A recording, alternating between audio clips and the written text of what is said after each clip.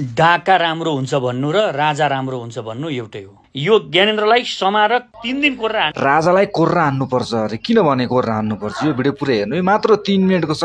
राजा आउ देश बचाउ भन्नेलाई अलि नरमाइलो लाग्न सक्छ, तर चाहिँ वास्तवमा यो कुरा चाहिँ मैले भन्दैन, तपाई आफै भिडियो हेरेर कमेन्ट गर्नु होला है। डाका राम्रो हुन्छ भन्नु र राजा राम्रो हुन्छ भन्नु एउटै हो। संसारभरिमा काहीँ कोही पनि राजा राम्रो हुँदैन। राजाहरू संसारभरि नराम्रो भएकोले नै फालेको।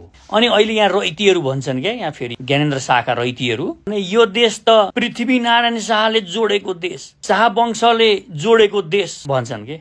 हाँसो लाग्दो कुरा। पृथ्वीनारायण शाह के राजस्थानमा कमाउन गएका थिए, त्यहाँबाट धेरै पैसा कमाएर ल्याए कि युरोपबाट धेरै पैसा कमाएर ल्याएर उनले एउटा जग्गा किने, यहाँ नेपाल भन्ने जग्गा किनेर अनि तिम्रा र हाम्रा बाबुबाजेलाई यिनले यहाँ भाडामा बस्न दिएका हुन् कि के हो? रैतीहरूको सोच क्या यो। रैतीहरूले अलिकति फराकिलो सोच्न पनि सक्दैन। देश कुनै पनि राजाले बनाउँदैन, देश जनताले बनाउँछ भन्ने कुरा यिनीहरूलाई थाहा पत्तो हुँदैन के। यो देश जोड्ने बेलामा, एकीकरण गर्ने बेलामा कतिवटा शाह राजा मरे कहिल्यै गनेका छौ, अनि कति जनता मरे, लाखौं लाख जनताहरू यो देश एकीकरण गर्दाखेरि मरेका छन्, यो देश जोगाउँदाखेरि मरेका छन्। जहिले पनि यो देश जोगाउँदा जनता मर्छ, कुनै पनि राजा मर्दैन। राजा त भाग्छ, अलिकति अप्ठ्यारो पर्यो भने देश छोडेर राजा भाग्छ, तर जनता भाग्दैन, किनभने देश जनताको, उसको जनता कहिले पनि भाग्दैन। यो कुरो कहिल्यै ख्यालमा आएको छ।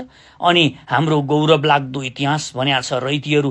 तिम्रा इतिहास हेर्दाखेरि पृथ्वीनारायण शाहलाई एकीकरणमा साथ दिने होइन दामोदर पाण्डे भने, तिम्रै राजाले मान्छे लगाएर काटेर मारेको हो कि होइन तिमीलाई? त्यस पछाडि फेरि तिमीहरूले भीमसेन थापा मार्यौ, याद छ नि तिमीहरूलाई? अनि त्यो रणबहादुर शाह बौलाएर उहाँ वाराणसीमा बसेर अनि इन्डियाको त्यो कुहिरेको फौज ल्याएर यहाँ नेपालमा आक्रमण गर्न आएको होइन? त्यो इतिहास बिर्स्यौ? पढेका छौ कहिले? अनि त्यसले देश जोगाउँछ? अनि काका बहादुर शाहलाई के हालत बनाएका थिए, कसरी मारे, यो कुरा कहिले थाहा छ? अनि फेरि प्रधानमन्त्रीलाई, आफैले चुनेको प्रधानमन्त्रीलाई घरमा खान बोलाएर काटेर मार्ने मान्छे होइन त्यो राजा रानी? त्यही गरे हो नि तिमीहरूको गौरव लाग्दो इतिहास भएको पुर्खाले।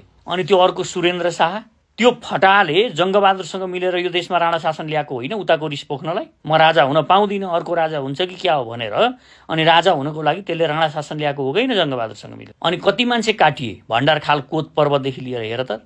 त्यसकारण यो घिनलाग्दो इतिहास बताएर यहाँ राजा आउँदैन। अनि भन्न चाहिँ के भन्छन्, वीरेन्द्रले यस्तो गर्नुभयो, वीरेन्द्रले उस्तो गर्नुभयो। ठिक छ त, वीरेन्द्रले स्वीकार गर्नुभयो आफ्ना गल्तीहरू, पुराना गल्तीहरू। उहाँले 36 सालमै यहाँ प्रजातन्त्र दिइसक्नु पर्थ्यो। 56 सालमा पनि वीरेन्द्र राजालाई कुप गर्न उक्साएको थियो। त्यही उक्साएर यिनलाई जति छिटो यो प्रजातन्त्र ध्वस्त मास्नको लागि, कुप गर्नको लागि उक्साइरहेको बेला यिनले नमानेको कारणले 58 सालमा यिनको हत्या गरे होइन? हत्या गर्ने को हो भनेर खोज्नुपर्छ यहाँ। जो हत्या गरिसकेपछि जसले सत्ता प्राप्त गर्छ त्यही हत्यारा हुन्छ। यो ज्ञानेन्द्रको केसमा पनि के हो त? यो त्यति थिए, हत्यारा थिएनन् यिनी राम्रो मान्छे थिए भने यिनले के गर्नु पर्थ्यो भने श्रुतिका छोरीलाई ल्याएर किन यिनले रानी बनाएनन्? हत्यामा यिनको संलग्नता थिएन भन्ने आधारै देखिँदैन।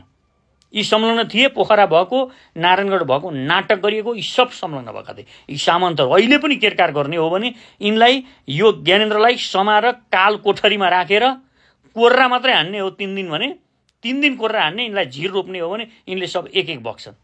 सामाजिक सञ्जालको विधेयक आयो, नियन्त्रण गर्न आँटो भनेर कराउँछन् यिनीहरू। त्यो बेला वाइफाई काटेर इन्टरनेट बन्द गर्ने यो राजा, फोन बन्द गर्ने यो राजा, हामीलाई 5 जना जम्मा हुन नदिने यो राजा। अनि यो राजालाई ल्याएर अनि तिमीहरू खुसी हुने, अनि तिमीहरूले विकास गर्ने देशको। कस्तो लाग्यो दर्शक वृन्द? पुण्य पर्साएको यो कुरा यदि मन पर्यो भने भिडियोलाई लाइक गर्न नभुल्नु होला। मन परेन भने डिसलाइक गरिदिनुहोस्, नो प्रब्लम। सेयर पनि गर्नु होला, मन पर्यो भने मात्र है।